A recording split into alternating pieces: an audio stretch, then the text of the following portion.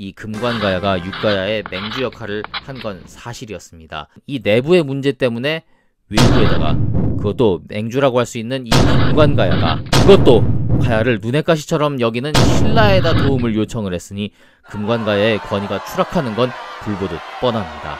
반장이 돼갖고 내부에서도 분열을 하고 있으니 가야는 더욱 약해질 수밖에 없는 겁니다. 이후 한동안 삼국시대의 역사에선 가야의 모습을 찾아볼 수 없게 됩니다.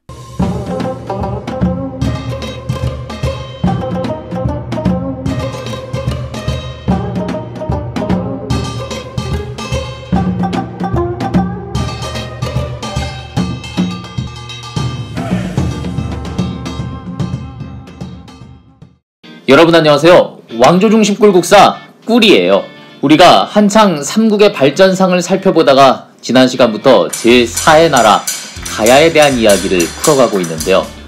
삼국의 다른 나라들과 달리 가야사는 우리 제목처럼 왕조 중심으로 풀어쓴 역사서가 없습니다. 아예 가야사 자체를 다룬 역사서가 없죠. 그래서 가야사를 다룬 여러 책을 통해 사건 또는 주제별로 이야기를 이어오고 있습니다. 가야는 삼국의 다른 나라들이 중앙 집권 체제를 이룬 것과는 달리 이렇게 연맹왕국 단계에 머물렀습니다.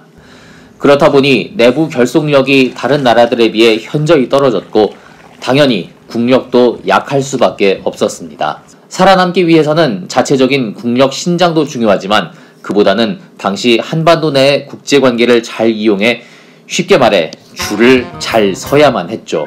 언뜻 보면 가야를 무시하는 것처럼 들릴 수 있습니다. 하지만 당시에 가야만 줄을 설 곳을 찾던 게 아니라 삼국의 다른 나라들 역시 자신들의 안전과 이익을 위해 가야와의 관계를 만들어갔죠. 때로는 동맹하고 때로는 적절히 거리를 두기도 하면서 말이죠. 어쩌면 가야는 복잡했던 삼국의 정세 속에서 힘의 균형을 이루어가는 완충국가였다고도 할 수 있습니다. 이번 시간은 가야의 대외 관계를 위주로 이야기해보고요. 여기서 파생되는 불과 10여 년 전까지만 해도 한일 역사학계의 뜨거운 감자였던 임나 일본부에 대해 나눠보도록 하겠습니다. 그 전에 지난 시간 포상팔국의 난을 다루면서 금관가야가 이 포상팔국의 난 진압을 위해 신라의 도움을 청한다는 이야기를 해드렸죠. 우리가 이전 신라의 역사를 다루면서 이와 관련된 이야기를 한 적이 있었습니다. 자, 과거의 내용도 복습할 겸 지난 시간의 내용을 좀 더 보충하는 의미로 그 영상 함께 보고 가도록 하겠습니다. 자, 여기 가야가 보이시죠? 나중에 그 가야사에 대한 이야기를 따로 할 때가 있을 텐데요. 자, 가야가 보시면은 원래는 이제 처음에 김수로왕이 있었을 때 우리가 생각하고 있는 이 금관가야, 사실 이 금관가야가 가야의 전부였습니다. 수로왕이 이 가야 전체를 이제 다스리고 있었는데 중간에 가야가 쪼개지게 됩니다. 어떻게 보면 이때까지 금관가야라는 말이 없다가 이제 갈라지면서 금관가야라고 하겠죠. 그러면서 다른 이제 여러 그 가야들이 생겨나는데, 자, 가야 입장에서는 자신의 부족들이 자신에 대해서 반란을 일으킨 겁니다. 그래서 가야에서는 신라에 구원 요청을 하게 됩니다. 우리 애들이 반란을 일으키니까 좀 도와주세요. 이렇게 해가지고 신라는 의도치 않게 가야의 내정에 개입을 할 수 있게 됩니다. 이렇게 해서 이제 최소한 금관가야를 지켜주는 선에선 갔는데 결국 이 전체적인 분열을 막을 수는 없었어요. 그러면서 이때부터 이제 우리가 아는 그런 육가야 시대가 시작이 되는 거죠. 어쨌든 이를 통해서 신라는 여러 말갈과 외 또 백제의 침입이 있었지만 국제적으로 위상이 상승되는 그런 결과를 얻을 수 있었습니다. 자, 가야는 국제사회에서의 주도권을 이렇게 신라에게 내주고 맙니다.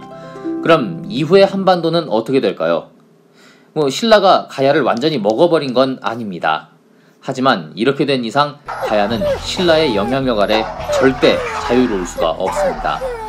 어쩌면 군사적으로 이 신라가 가야 땅까지 마음대로 할 수 있다고 해도 과언이 아니었을 텐데요. 자, 여기서 외로 한번 가보겠습니다. 자, 여기 지도에는 지금 대마도만 표시가 되어 있습니다만은 당시 외는 한반도를 통해 여러 문물을 받아들이고 있었습니다. 식량도 구하고요. 값진 물건이나 농사지식, 군사지식, 여러 학문과 기술까지, 그리고 당시 한반도보다 더 높은 수준을 자랑하던 중국의 문화까지 이 한반도의 남해안을 통할 수밖에 없었죠. 지도를 보시면 알겠지만 남해안의 동쪽 절반을 차지하고 있는 나라는 바로 이 가야였습니다. 지금 보시면은 경남 지역만 지도가 나와 있습니다만은 지금의 경남 해안을 거의 다 이 가야가 차지하고 있죠. 그에 반해 신라는 남해안을 인접한다고는 하지만 이렇게 동쪽에 치우쳐져 있습니다. 거기다가 신라는 내륙 쪽으로 이렇게 지리산이 가로막고 있어서 백제나 가야에 비해 중국의 선진물을 수입하는 것도 늦었습니다.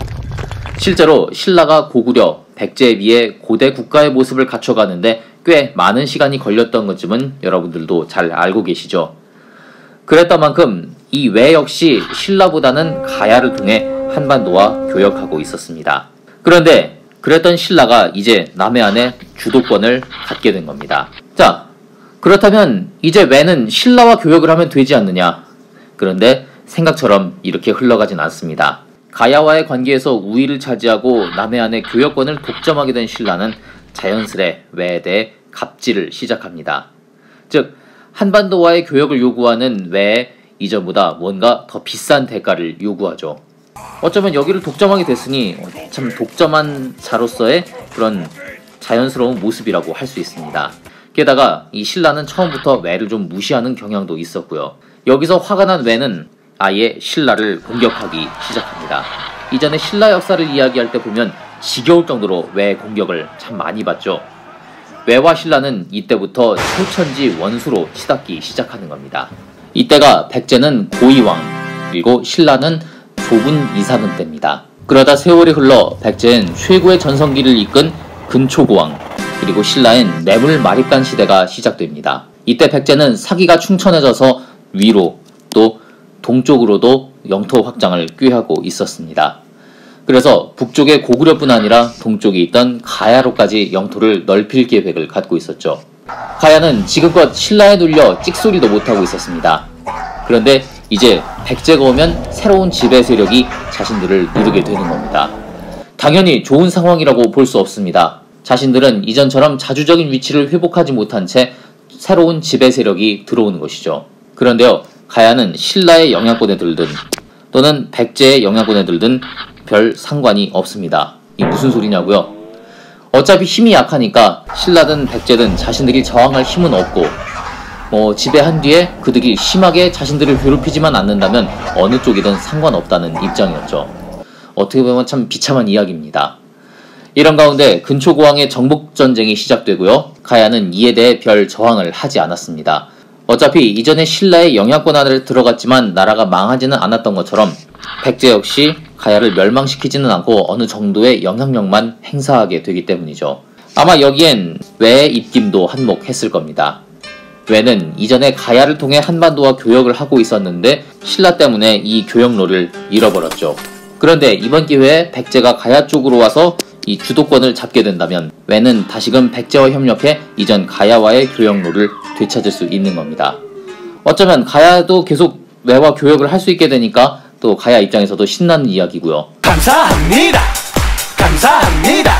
자, 백제가 오면은 외가 가야와의 교역로를 회복할 수 있다. 무슨 얘기냐고요? 외는 처음부터 백제와 친했습니다.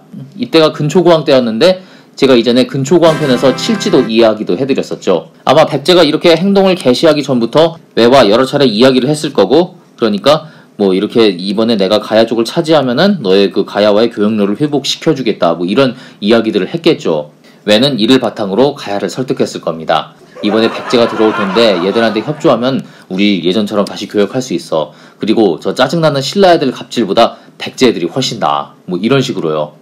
그러니까 백제 역시 우리가 신라보다 훨씬 더 잘해줄게, 이렇게 가야를 설득을 했겠죠.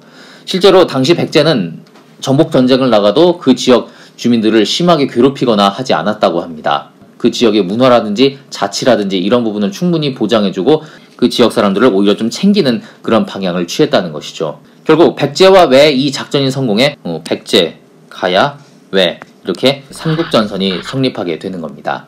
여기서 우리가 주목할 점은 가야가 내부적으로 단결이 안 되고 힘이 약하다 보니 외교 노선에 있어서 무언가 자주적으로 결정할 수 있는 게 없다는 겁니다. 어쩌면 포상팔국의 난 때부터 금관가야가 신라의 손을 내밀 때부터 이런 구도가 시작된 거죠. 상황에 따라 신라에게 시대가 흘러서는 백제에 의존하면서 나라의 명맥만 유지하고 있는 겁니다. 뭐니 뭐니 해도 국력을 키우는 것, 그것이 바로 국제사회에서 살아남는 길이라 할 수 있습니다. 이렇게 백제, 가야, 그리고 외, 삼국전선이 탄탄한 가운데 사건이 또 터집니다.